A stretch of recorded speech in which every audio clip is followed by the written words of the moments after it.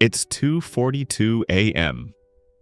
The house is completely silent, except for the faint, rhythmic ticking of a clock you usually never notice during the day. The only light in the entire room is the harsh blue glow reflecting off your face. Your eyes are burning. They feel dry, heavy, and strained. But your thumb keeps moving. Swipe up, scroll down, refresh. One more video. Just one more article. You click on a thread you don't even care about, reading words that aren't even registering in your mind.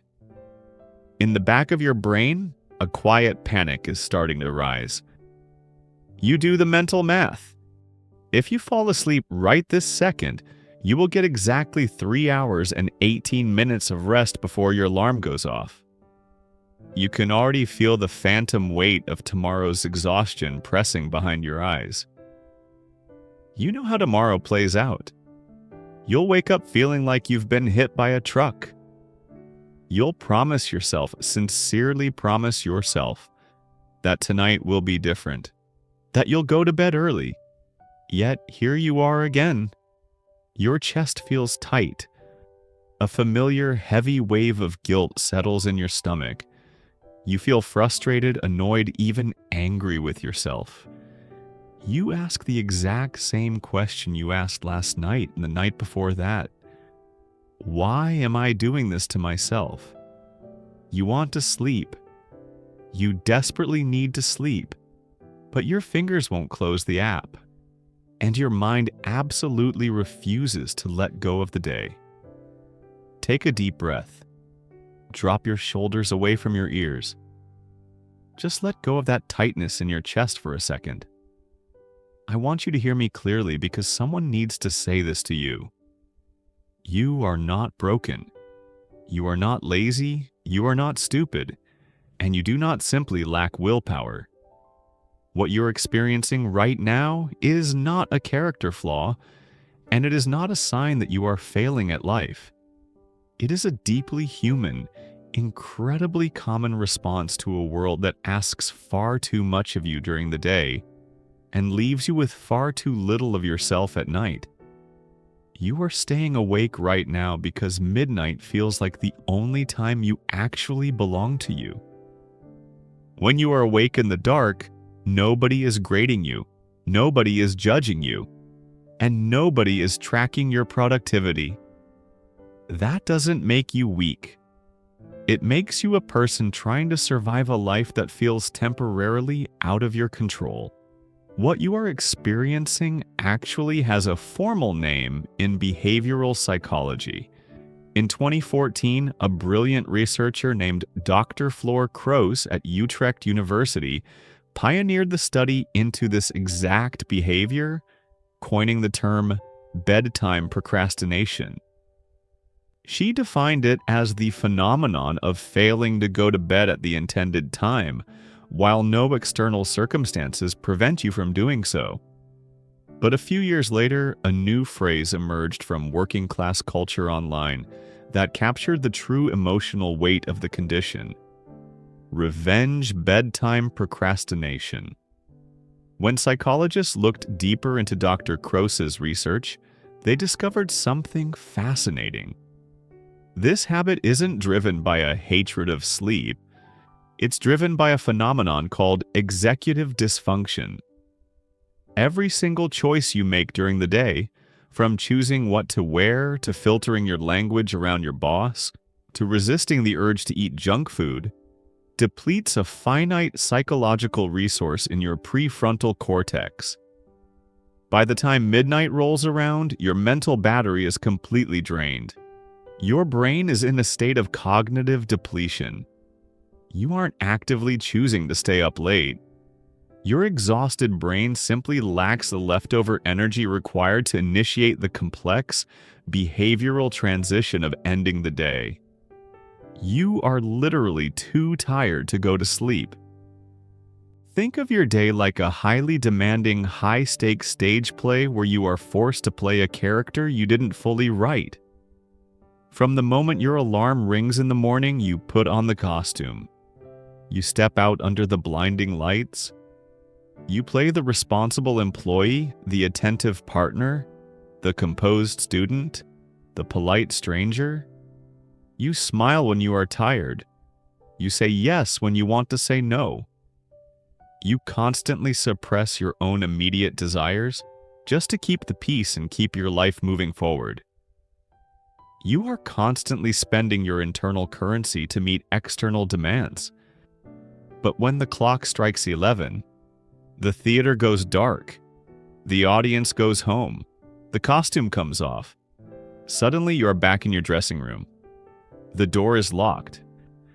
For the first time in 16 hours, absolutely nobody wants anything from you. The endless emails stop. The text messages quiet down. The social pressure completely evaporates. The late-night internet becomes your secret sanctuary. It's a hidden garden where the sun never rises, the bills aren't due, and the expectations of society can't touch you. Staying up late is your desperate way of sneaking back onto the stage when the director isn't looking, just so you can finally speak lines that are entirely your own. But we need to talk about the uncomfortable truth behind this magic trick, because if we are being completely honest with each other right now, it is a trap. When you stay up until 3 in the morning, scrolling through pointless feeds or watching videos you won't even remember by tomorrow afternoon, you aren't actually gaining freedom. You are just borrowing it from tomorrow's self. And tomorrow's self always has to pay that debt back with massive, painful interest. Psychologists who study chronic sleep avoidance point out something critical. Revenge bedtime procrastination is rarely about loving the night. It is almost always about dreading the morning. When you finally close your eyes and let go of consciousness, you lose the buffer. You activate a psychological time machine that instantly transports you to the next set of obligations. Going to sleep means surrendering to the conveyor belt of tomorrow's stress. So you hold on to the night like a shield. You desperately try to freeze time because as long as your eyes are wide open, tomorrow cannot begin. You are punishing your future self just to protect your present self from a reality you aren't ready to face again. It is time to change the narrative. You are not an undisciplined night owl. You are a starving boundary keeper. Your late-night scrolling is a loud, desperate protest from a soul that is starved for autonomy. Your brain is screaming for unstructured space. Once you realize that your late-night behavior is actually a cry for personal freedom, you can stop fighting your sleep schedule and start fixing your boundaries. You don't need better sleep hygiene. You need a better daytime life. You need to stop letting the world consume 100% of your waking hours. So, let's fix it. Right now. Not next week, not tomorrow. Tonight. We are going to give your brain the freedom it craves before your cognitive battery hits absolute zero. I want you to try a tool called the sovereignty buffer.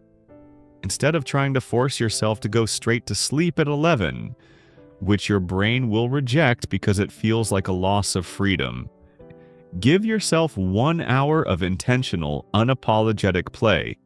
Set an alarm for midnight.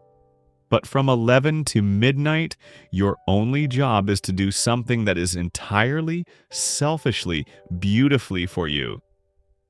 Read a fiction book. Play a video game. Listen to an album with your eyes closed in the dark. Sketch. Write down your wildest thoughts. Do something that has absolutely zero productivity value. By deliberately giving yourself a dedicated block of pure, guilt-free autonomy, while you still have the conscious energy to enjoy it, you satisfy your brain's hunger for control. You trick the system. You get your revenge during the light, so you don't have to steal it from the dark. If you felt a shift reading this, or if you recognize yourself in those quiet midnight hours, Make sure to subscribe to the channel and leave a comment below with the exact time you are watching this video. Let's build a space where we can all learn to reclaim our days, so we can finally rest easy at night. Turn off the screen. Put the phone across the room. Sleep well tonight. You've earned it.